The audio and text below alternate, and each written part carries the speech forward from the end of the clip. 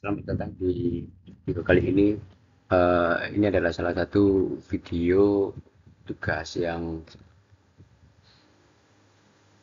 ditugaskan dari mata kuliah jaringan komputer pada semester 4 program studi pendidikan teknologi informasi Universitas Negeri Surabaya. Kali ini eh, kita akan bahas tentang sejarah internet. Sebelumnya di pengenalan internet, di situ disebutkan internet adalah jaringan global yang menghubungkan jutaan perangkat komputer di seluruh dunia. Dengan memungkinkan pertukaran informasi dan komunikasi, internet telah mengubah berbagai aspek kehidupan manusia.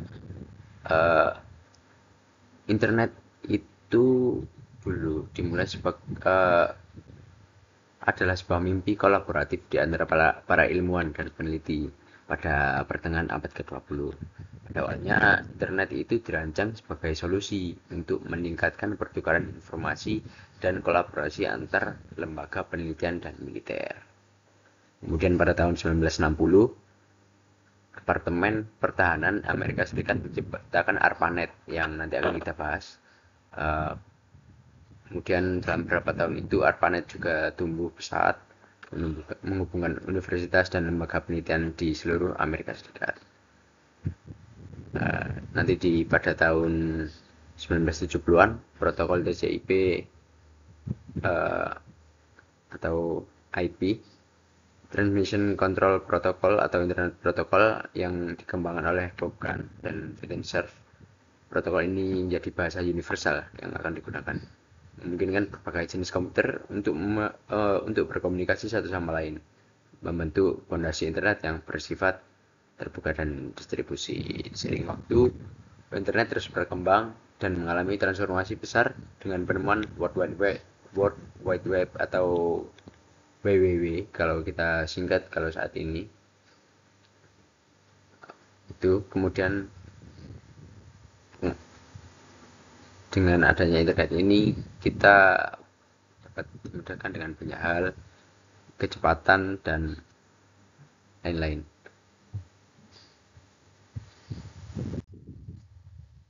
Kemudian perkembangan awal internet. Ya, yang pertama adalah fase perangkat komputer pertama. Jadi perangkat komputer pertama yang terlibat dalam pembentukan internet ini memiliki peran yang sangat penting dalam perkembangan teknologi komunikasi. Meskipun jauh dari perangkat yang kita kenal saat ini, inilah beberapa perangkat komputer yang membuka jalan bagi era digital. Yang pertama yaitu ENIAC, itu Electronic Numerical Integrator and Computer, pada tahun 1946. ENIAC ini disebut juga dengan bapak komputer modern. ENIAC yang dioperasikan pertama kali pada tahun 1946 dianggap sebagai perangkat komputer pertama yang sepenuhnya elektronik, berukuran besar, berat, dan sangat kompleks. ENIAC dibangun untuk melakukan perhitungan numerik secara tepat, khususnya untuk keperluan militer selama Perang Dunia Kedua pada saat itu. Meskipun bukan bagian dari perkembangan internet, ENIAC membentuk dasar perkembangan teknologi komputasi. Kemudian ada UNIVAC, Universal Automatic Computer, yang uh, ditemukan pada tahun 1951. Kemudian ada IBM yang kita kenal, IBM IBM 700 series yang dikembangkan pada tahun 1952, yang biasa dikatakan juga peningkatan komputasi bisnis. Ini IBM ini diperkenalkan pada tahun itu adalah langkah yang signifikan dalam meningkatkan kapasitas dan efisiensi komputasi bisnis. Mesin ini memberikan kemampuan pengolahan data yang lebih baik daripada komputer-komputer sebelumnya. Itu komputer-komputer pertama. Kemudian perkembangan protokol dan jaringan. Perkembangan protokol dan jaringan adalah langkah krusial yang dalam membentuk internet. Ini melibatkan standarisasi komunikasi dan pertukaran data. memungkinkan komputer-komputer berbeda dapat berinteraksi satu sama lain secara efektif. Yang pertama, protokol TCP/IP pada tahun 1970-an. Protokol ini disebut juga bahasa universal jaringan. TCP/IP yang ditemukan oleh Bob Kahn dan Vinton Cerf menjadi tonggak secara internet. Protokol ini juga menjadi bahasa universal yang memungkinkan komunikasi antara komputer dan jaringan yang berbeda, membentuk dasar dari komunikasi data di internet. Berkembangnya TCP/IP pada tahun 1980-an yang biasa disebut juga standarisasi nasional. Kemudian ditemukannya juga Domain Name System atau DNS pada tahun 1983. DNS itu kan alamat ya, kalau kita katakan sekarang itu. Kemudian ada perkembangan Usenet dan email. Email ditemukan pada tahun 1980-an. Itu merupakan komunikasi yang lebih lanjut.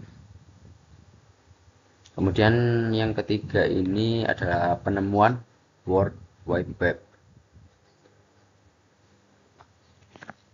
World Wide Web, sebentar. Penemuan World Wide Web. Tahun 1989, tim Berners-Lee menciptakan World Wide Web yang mengubah cara manusia berinteraksi dengan internet. Konsep World Wide Web memiliki fondasi yaitu hypertext. Kemudian pembuatan protokol HTTP, Hypertext Transfer Protocol, dan HTML Hypertext Markup Language itu. Ya, di sini penemuan World Wide Web ya.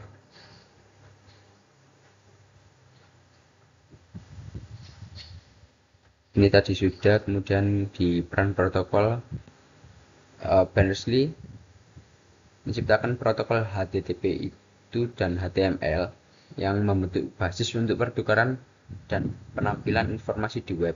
HTTP memungkinkan transfer dokumen hypertext antara server dan pengguna, sementara HTML memberikan cara untuk memformat dan menyajikan informasi.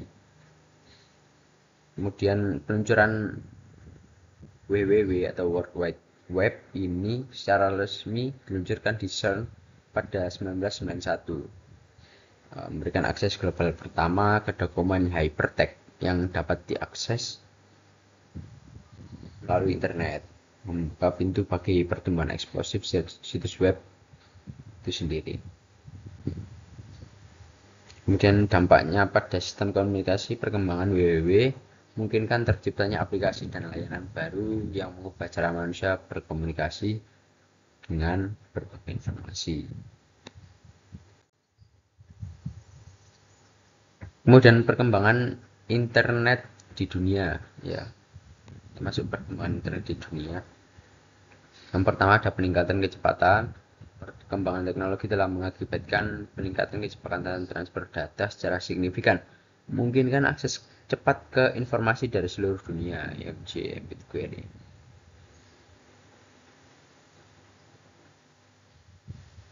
Peningkatan kecepatan internet, pada awalnya itu banyak pengguna internet terbatas pada koneksi dial-up yang lambat pada tahun 1990-an.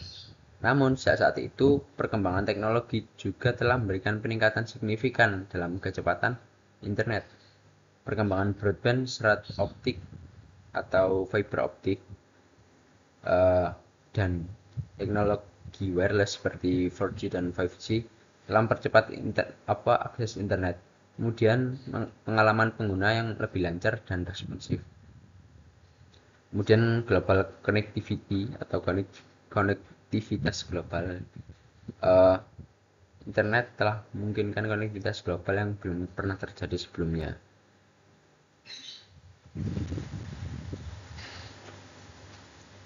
Internet awalnya itu dibangun sebagai jaringan lokal, tapi seiring waktu konektivitasnya telah berkembang menjadi global.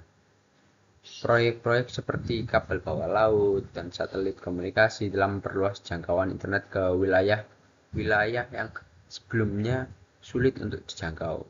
Ini membawa konektivitas yang lebih baik kepada pengguna di seluruh dunia, bahkan di daerah-daerah terpencil. Perkembangan aplikasi dan platform. Perkembangan internet, muncul berbagai aplikasi dan platform digital yang mempengaruhi beberapa aspek kehidupan manusia. Seperti yang kita lihat, banyak aplikasi dan platform yang telah tumbuh seiring adanya internet seperti media sosial, kemudian e-commerce, aplikasi layanan streaming, cloud computing, aplikasi mobile, dan lain-lain. Kemudian ada IoT, Internet of Things.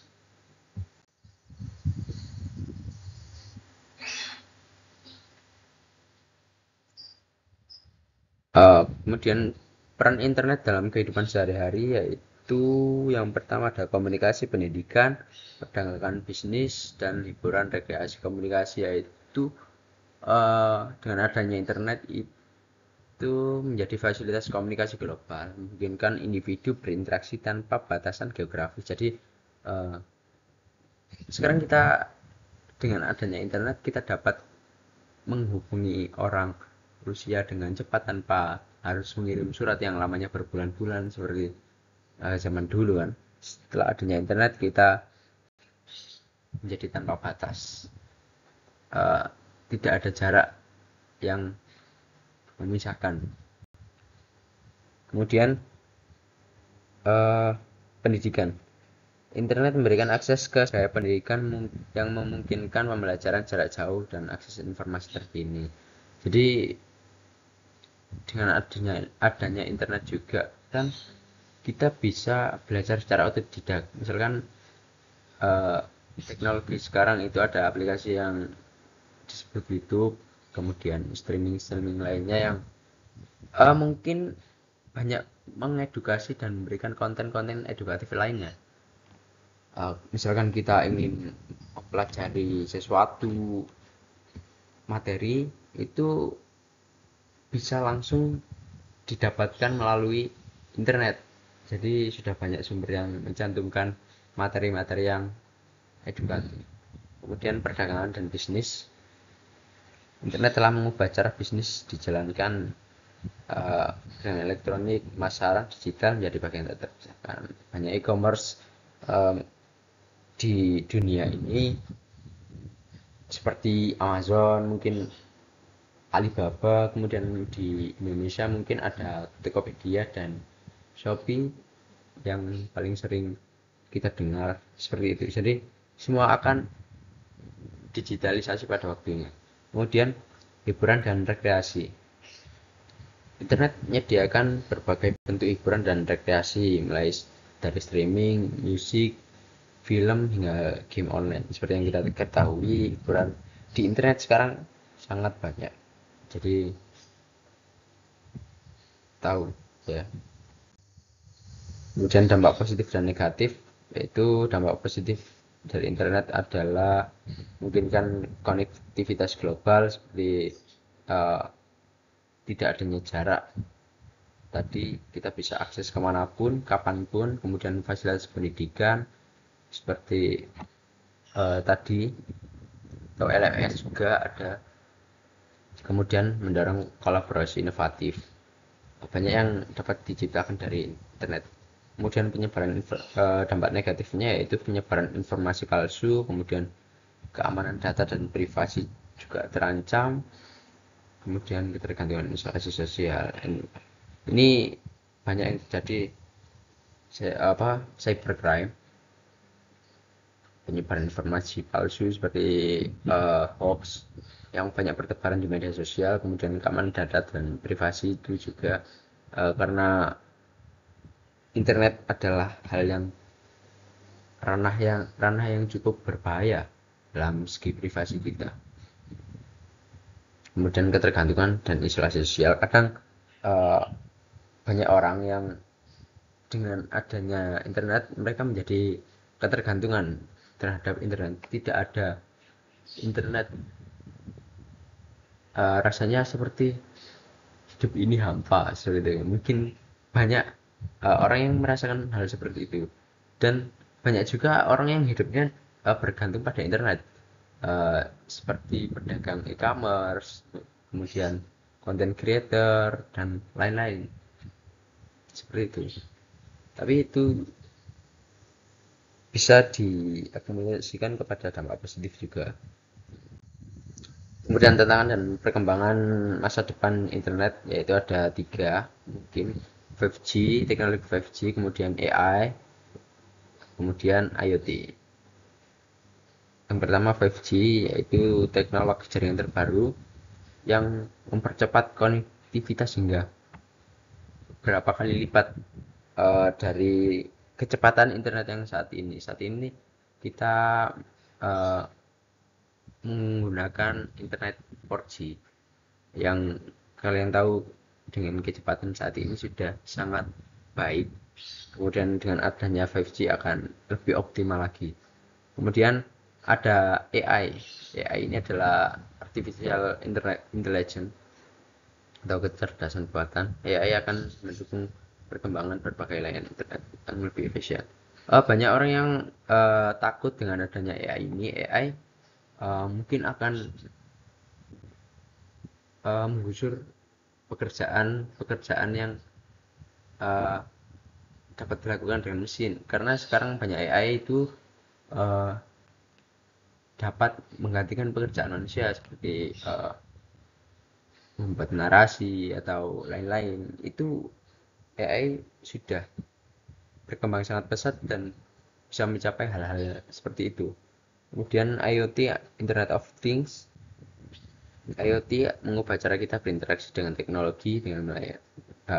Jadi IoT adalah segala hal yang menggunakan internet. Jadi semua seperti yang saya bilang tadi, semua akan digitalisasi pada waktunya. Kemudian kesimpulan menutup ya, dari materi tadi ada 3 yang dapat saya simpulkan, yaitu tantangan baru, peluang inovasi, dan masa depan yang menarik. Yang pertama, tantangan baru yaitu perkembangan internet akan membawa tantangan baru terutama terkait pada keamanan dan privasi data, dan ini adalah hal yang perlu diperhatikan dengan betul, karena dengan adanya internet, keamanan dan privasi data itu kita sangat rawan ya. Kemudian yang kedua, peluang dan inovasi. Di sisi lain, internet juga memberikan peluang dan inovasi baru yang belum terbayangkan sebelumnya ya. Dengan adanya internet juga kita terciptalah banyak inovasi seperti yang sekarang ramai itu ada web nikah, ketika undangan online, maksudnya undangan online berbasis web, kemudian pemesanan tiket, wedding organizer, dan lain-lain. Event organizer juga dapat dipesan melalui internet, dan banyak hal yang memudahkan kegiatan dan aktivitas-aktivitas manusia pada sebelum-sebelumnya. Jadi yang kembali lagi kepada materi yang tadi, yaitu konektivitas global. Jadi internet menghubungkan semua. Kemudian yang ketiga yaitu masa depan yang menarik. Dalam perkembangan teknologi dan konektivitas global, masa depan internet prospek yang menarik dan menantang. Seperti yang kita bahas sebelumnya, kita akan dihadapkan dengan IoT, AI, dan 5G, dan itu akan sangat menantang bagi kehidupan manusia. Akankah AI dan IoT menggantikan kehidupan manusia atau dapat dimanfaatkan dengan baik? Itu sangat menarik. Mungkin itu saja materi yang dapat kita bahas pada hari ini. Mungkin video ini adalah bagian untuk melengkapi tugas pertama di semester 4 mata kuliah jaringan komputer. Semoga ini menjadi tugas yang baik.